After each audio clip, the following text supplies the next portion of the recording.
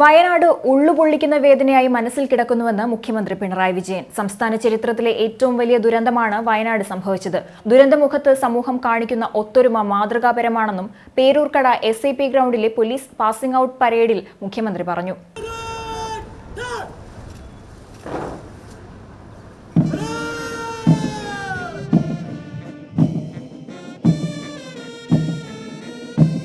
നമ്മുടെ മനസ്സിൽ വേദനയായി നിലനിൽക്കുകയാണ് വയനാട്. സംസ്ഥാന ചരിത്രത്തിൽ ഇത്ര വലിയൊരു ദുരന്തമുണ്ടായിട്ടില്ല.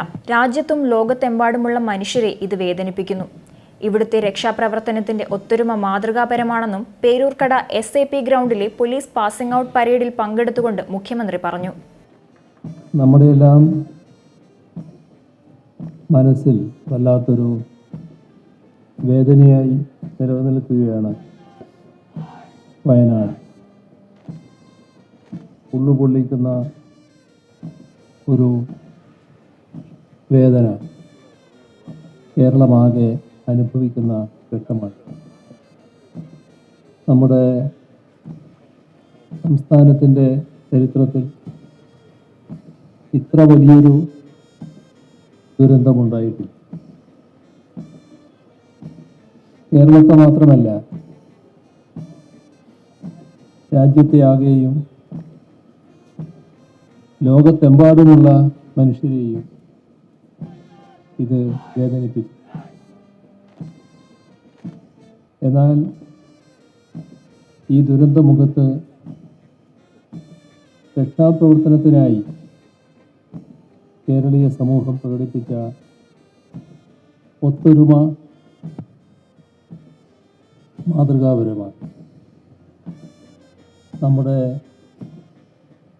നാടിൻ്റെ ഉന്നതമായ സംസ്കാരം വെളിവാക്കുമാറ് എല്ലാതരം വ്യത്യാസങ്ങൾക്കും അതീതമായ രക്ഷാദൗത്യമാണ് അവിടെ നടന്നുകൊണ്ടിരിക്കുന്നത്.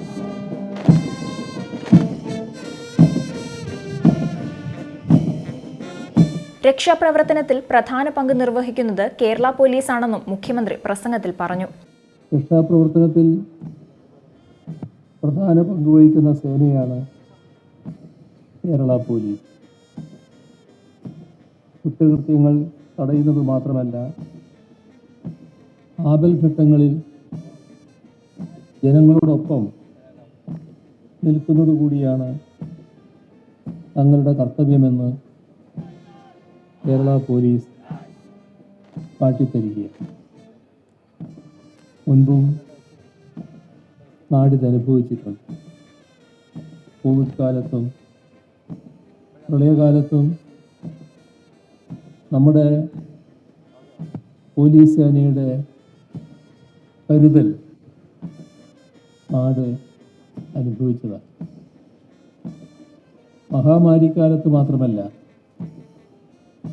മഹാദുരന്തത്തിൻ്റെ വേളകളിലും ജനങ്ങളോടൊപ്പം തങ്ങളുണ്ടാകുമെന്ന് ഇപ്പോൾ കൂടി കേരള പോലീസ് തെളിയിച്ചിരിക്കും.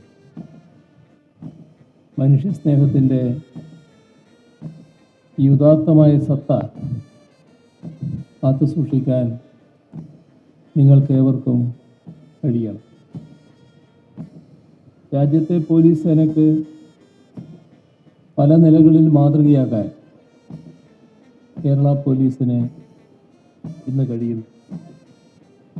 ക്രമസമാധാന പരിപാലനം, ശാസ്ത്രീയ കുറ്റാന്വേഷണം, സൈബർ കേസ് അന്വേഷണം, ഈ രംഗങ്ങളിലെല്ലാം രാജ്യത്ത് കേരള പോലീസ് ഒന്നാം സ്ഥാനത്താണ്.